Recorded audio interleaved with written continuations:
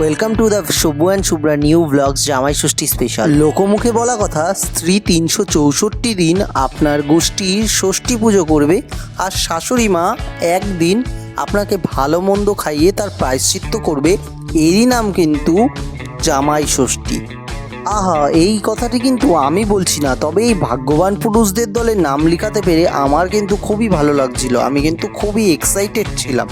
আমরা দুজনেই কিন্তু আজ সকাল থেকে এই জামাই ষষ্ঠীটিকে নিয়ে খুবই উৎসাহিত ছিলাম। আফটার অল প্রথম জামাই ষষ্ঠী বলে কথা। একেবারে পাঞ্জাবি ঘড়ি টড়ি পরে আমি রেডি হতে ব্যস্ত ছিলাম, আর শুভ্রা কিন্তু অনেক আগে থেকেই অলরেডি রেডি হয়ে বসেছিল। দেখুন, মেয়েরা বাবার বাড়ি যাওয়ার জন্য একটু এক্সাইটেড থাকে। প্রথমবার জামাই ষষ্ঠীতে শ্বশুর বাড়ি যাচ্ছিলাম, তাই কিন্তু হাত ভর্তি যা যা পেরেছিলাম সবই নেওয়ার চেষ্টা করেছি।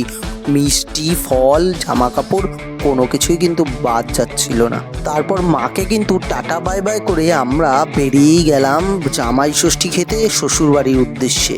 দেখুন, আমার শ্বশুরবাড়ি কিন্তু আমার বাড়ি থেকে অনেকটাই দূরত্ব, তাই মাত্র 5 মিনিটেই পৌঁছে গিয়েছিলাম।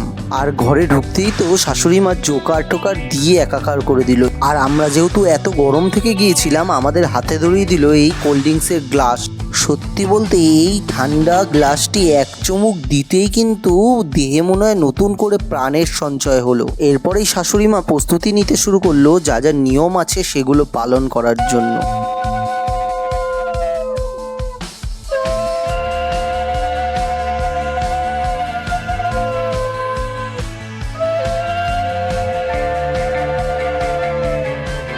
উলুধ্বনি ও শঙ্করধ্বনিতে চারিদিকে মাতিয়ে শাশুড়ি মা আমাদের বরণ করে নিতে শুরু করলো। আমার দিয়ে শুরু করে শুভ্রাকেও বরণ করে নিল পরপর। জানেন তো, এই বরণের সময় মনে পড়ে গেল 6 মাস আগে সেই বিয়ের কথা। ঠিক এভাবেই কিন্তু বরণ করে নিয়েছিল আমার মা এবং আমার শাশুড়ি মা আমাদের দুজনকেই। জানেন তো, একটি ব্যাপারে আজও খুব দুঃখ পাই, বিয়েতে নিয়ে এত চাপে ছিলাম যে কোনো রকম ব্লগ ভিডিও তখন করতেও পারিনি, আর আপনাদের সামনে তুলে ধরতেও পারিনি। আর যদি সেই স্মৃতিগুলো ফেসবুকের পাতায় থাকতো তাহলে আপনারা হয়তো দেখতে পারতেন একবার। যাই হোক, শাশুড়ি মা মাথার মধ্যে কেমন একটা জল ছিটাচ্ছিল আর ষাট এরকম কিছু একটা বলছিল, তারপরে আশীর্বাদ করছিল। আমি তো দেখে খুবই এক্সাইটেড ছিলাম যে হচ্ছেটা কি, কত সুন্দর সুন্দর সিস্টেম। এইসব সিস্টেম থেকে কিন্তু এত বছর ধরে বঞ্চিত থাকলেও এবছর কিন্তু বেশ মজা নিয়ে নিলাম। এরপর শাশুড়ি মার ডিরেক্টলি আশীর্বাদ নিয়ে তাকে একটি উপহার দিলাম। এরই মধ্যে শাশুড়ি মা একটা সুতো হাতের মধ্যে বেঁধে দিয়ে বলল 3 দিনের আগে কিন্তু এটি খোলা যাবে না। আর আমি কিন্তু বললাম তাহলে একটু হালকা করেই বাঁধতে, কারণ সেটি কিন্তু রক্তচাপ বাড়িয়ে দিচ্ছিল আর কি। তবে সেই দড়ি বাঁধা থেকে কিন্তু শুভ্রাও ছাড় পায়নি। এরপরে শুভ্রাকেও কিন্তু সেই দড়ি বাঁ হাতে বেঁধে দিয়েছিল শাশুড়ি মা। এরপরে আমার শ্বশুর মশাইয়ের পালা আসলো আশীর্বাদ করার। তিনি আমাদের দুজনকেই কিন্তু আশীর্বাদ করা শুরু করলেন ধান দুব্য দিয়ে। আমি তো খুবই আনন্দিত ছিলাম। তিনি রীতিমতো ওয়াকার নিয়ে হেঁটেও আমাদের যে আশীর্বাদ করতে পারলেন, এটিই কিন্তু খুব বড় ব্যাপার আমাদের কাছে। আশীর্বাদ পর্ব শেষ হয়ে যাওয়ার পরে আমরা কিন্তু তার হাতেও একটি ছোট্ট গিফট তুলে দিলাম, যেটি পেয়ে তিনি কিন্তু বেশ আনন্দিত হলেন।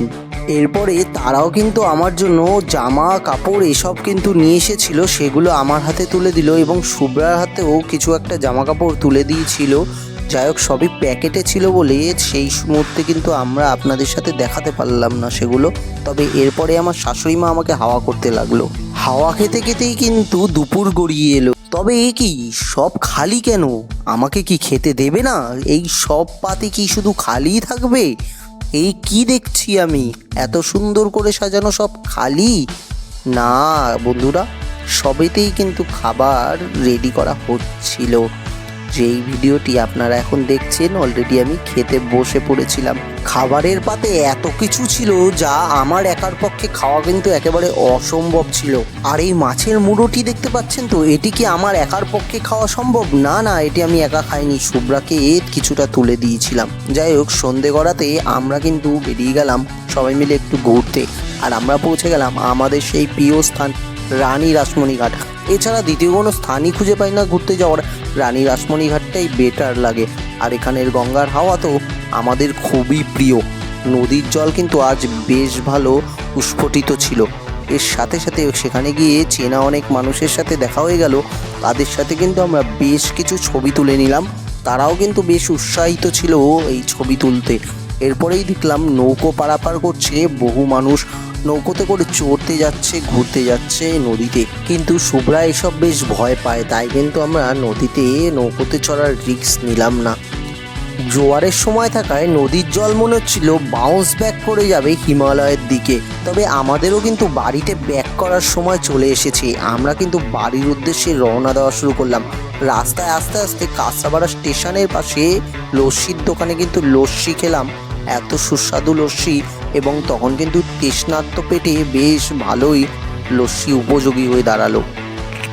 জামাই ষষ্ঠী ব্লগটি কেমন লাগলো অবশ্যই জানাবেন কমেন্ট বক্সে। ভিডিওটি ফেসবুকে দেখলে ফলো করতে ভুলবেন না, আর ইউটিউবে দেখলে সাবস্ক্রাইব করে দেবেন। দেখা হবে পরবর্তী ভিডিওতে। Bye bye.